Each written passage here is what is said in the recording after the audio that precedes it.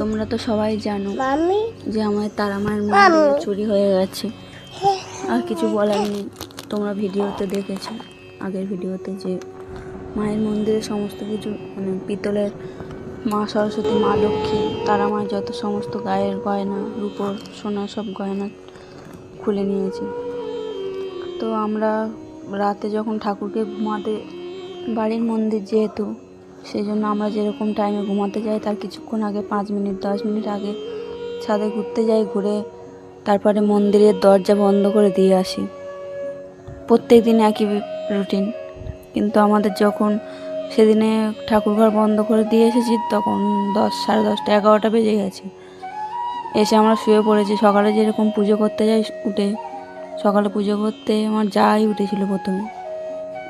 এবারে পুজো করতে গিয়ে দেখছে যে মানে ঠাকুরের চুল টুল সব খোলা ওখানে পড়ে আছে, মা লক্ষ্মীর, মায়ের ওড়না টোন্না সব গাছের উপর পড়ে আছে। ও আমার ডাকছে, ও ভেবেছে হয়তো আমি ঠাকুর নিয়ে হয়তো নিচে এসেছি ঘরে। কিন্তু ও আমার ডাকাতে আমি উপরে গিয়ে দেখলাম যে ঠাকুর উপরে মানে সব ওলট পালট হয়ে আছে, মায়ের গয়না নেই।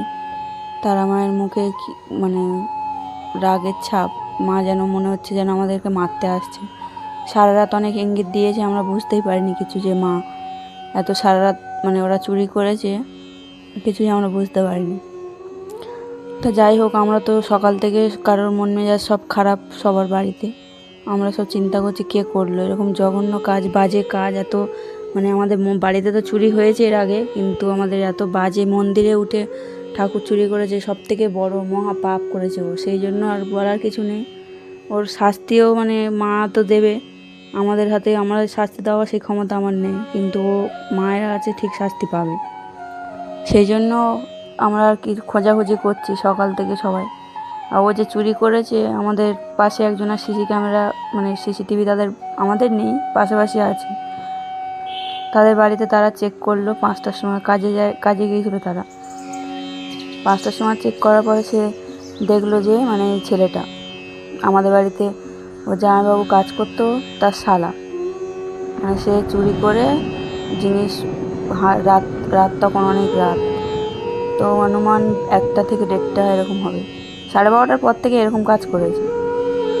তো এবারে আমরা তো 12:30 পর্যন্ত, 12:30 পর্যন্ত আমি জেগেছিলাম ঘরে, কোনো আওয়াজ পাইনি, কিন্তু আমার মন বলছে 11টার দিকেও করেছে।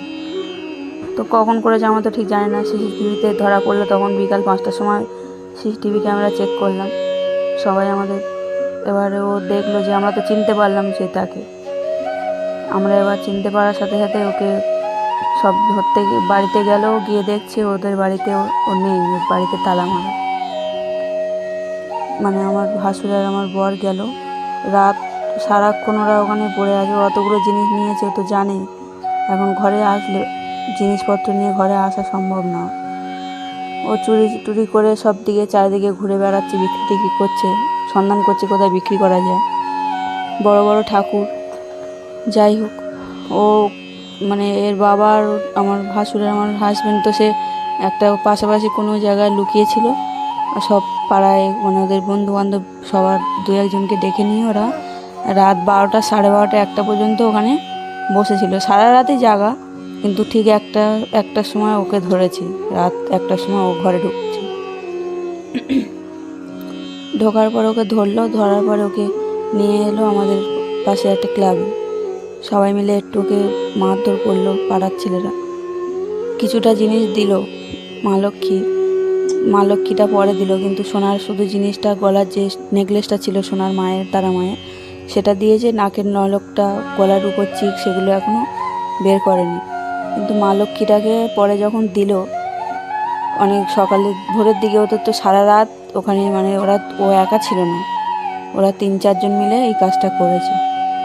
তা 5টার সময় যখন ডাকলো, এই সকালে যখন এরা বাড়ি এসেছে 3টের দিকে, তখন আবার ফোন করলো যে মা লক্ষ্মীটাকে পাওয়া গেছে। মা লক্ষ্মীটাকে আবার নিয়ে আসলো। মা লক্ষ্মীকে এনেছে, মানে দেখার অবস্থা নেই। মায়ের নিচে যে পাদানি আছে, পা রাখে, মায়ের সেই পাদানিটা দোকানে বিক্রি করে দিয়েছে, কেটে বিক্রি করে দিয়েছে। ঠাকুরটা তো কেউ নেয়নি, দোকানদাররা হয়তো, সেই জন্য ঠাকুরের পাশাপাশি যে জিনিসগুলো সেগুলো কেটে সব বিক্রি করে ও টাকাও নেওয়া হয়ে গেছে।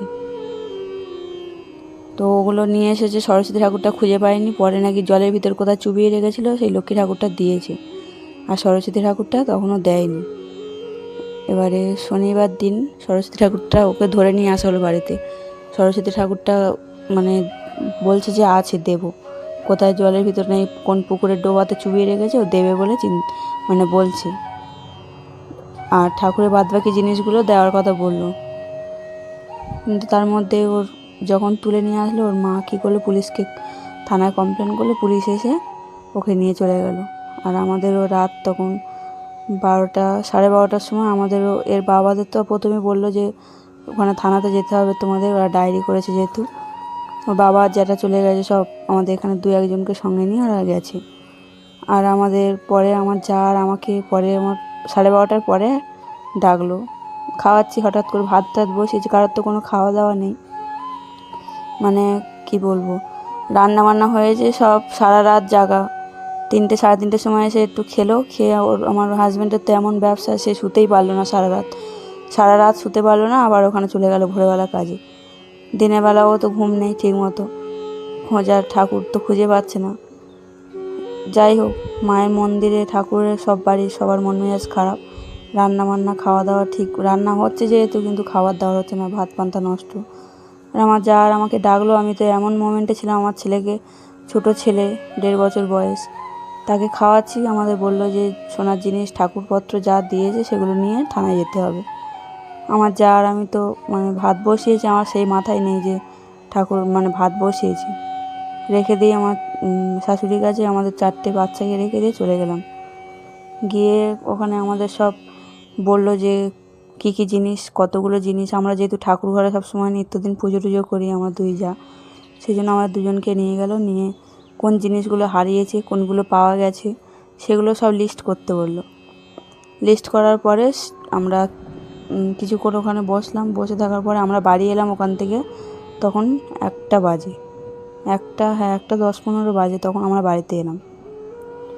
আর ওর বাবা, ওর জ্যাঠা, আমাদের সব জামাইবাবুটাবু সব ওদেরকে ওখানে বসিয়ে রাখলো, মানে ওদের কিছু কাজ বাকি ছিল, ওদের ওখানে বসিয়ে রাখলো। আমরা যেহেতু একদিন ভোর কিছু বলিনি, পুলিশকে কমপ্লেন করা হয়নি, আমরা তো চেনাশোনার লোক বলে ওই জন্য যে ও দিয়ে দেবে, ও এতটা জঘন্য কাজ করেছে, ও কেটে ঠাকুর বিক্রিও করা শুরু করেছে, করে সেগুলো খাওয়াও শুরু করে, ঠাকুরটা কেউ নেয়নি দোকানদাররা, ঠাকুরের জিনিসগুলো ও কেটে কেটে বিক্রি করেছে। যাই হোক, আমরা তো মানে কিছু বলার নেই, মা যা শাস্তি দেওয়ার মা দেবে, এতবার এত চুরি করেছে, মা ঠিক ধরেছে সবাইকে। আর এর বেলা কেন মা কি পারতো না ধরতে? মা ওর মানে চারিদিকেও চুরি করে করে বেড়াচ্ছে সব দিকে, লোকে সাধারণ মানুষের কত কষ্ট করে জমানো জিনিস যদি চুরি করে, মানুষের কতটা কষ্ট হয়।